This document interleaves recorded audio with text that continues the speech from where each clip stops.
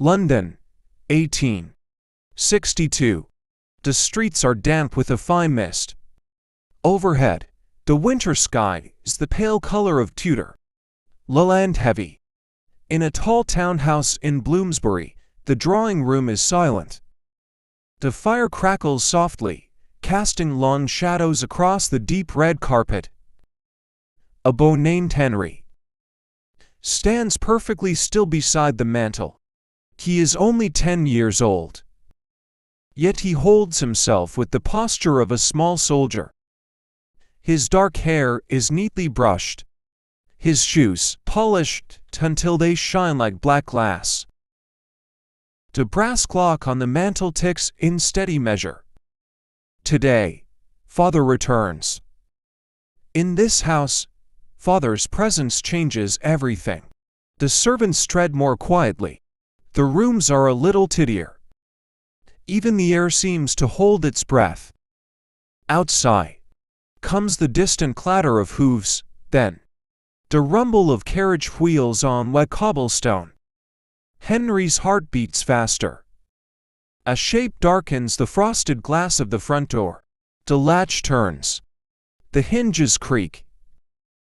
And Father has come home. Charles, Henry's father, steps inside. He greets Henry's mother with a formal kiss upon the cheek. No embrace. No warm laugh. His voice is low, steady. "Good afternoon, my beau." From his pocket, he draws something small, round, and glinting in the gaslight. It is a brass compass. Cool, solid, its needle quivering with invisible energy. "For you," Charles says simply. Henry takes it carefully, as if it were made of gold. He knows, in this house, affection is rarely spoken. It lives instead in small, deliberate gifts. And this is such a gift. The house is quiet that night. Henry lies in bed, but cannot sleep. Through the floorboards, faint voices drift upward. He creeps to the drawing room door. It is open just a crack. His parents sit by the fire. His mother's fingers twist the lace edge of her handkerchief. His father's face is drawn tight. At first, the American Civil War. He hears words he does not understand. The cotton trade in ruins. A trusted man's betrayal. Then he understands enough. The fortune is gone. They must leave London. Morning mist curls along the station platform. The steam engine hisses like some great metal beast impatient to be gone. Henry stands beside a leather trunk, clutching his compass.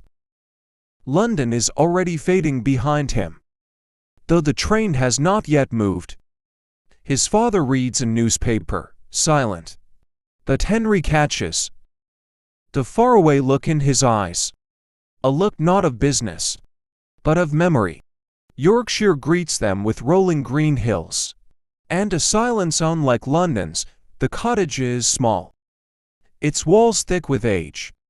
Inside, the air smells faintly of wood smoke and beeswax. Life here is slower. The ticking of the mantel clock, the creak of floorboards. And for Henry, the wind through the eaves. It feels like another world. One evening, Charles calls Henry to the fire. From his waistcoat, he produces a silver watch. Its surface is smooth from years of use. The ticking is steady, patient.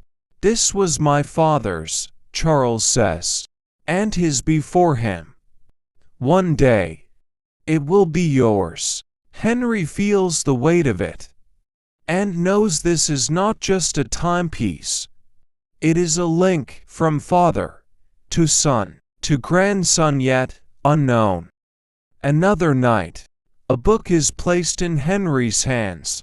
"Uncle Tom's Cabin," Charles says. "It may trouble you, but you should know the world as it is, not only as we wish it to be." Henry begins to read. The fire snaps and hisses. Outside, the wind presses against the window panes. Inside, father and son share a silence that is not empty, but full of thought. On a rare trip to London, they visit the Crystal Palace. Sunlight pours through walls of glass. Exotic plants rise like green towers. Mechanical wonders gleam under the high roof. For the first time, Henry sees his father laugh. Not the polite laugh but of a real one. It changes something in Henry. Forever. It happens suddenly. The smell of smoke. The hiss of flame. Henry bursts into the nursery. A candle has tipped. The curtains blaze. He grabs a blanket, smothers the fire. His father arrives. Together they beat back the flames.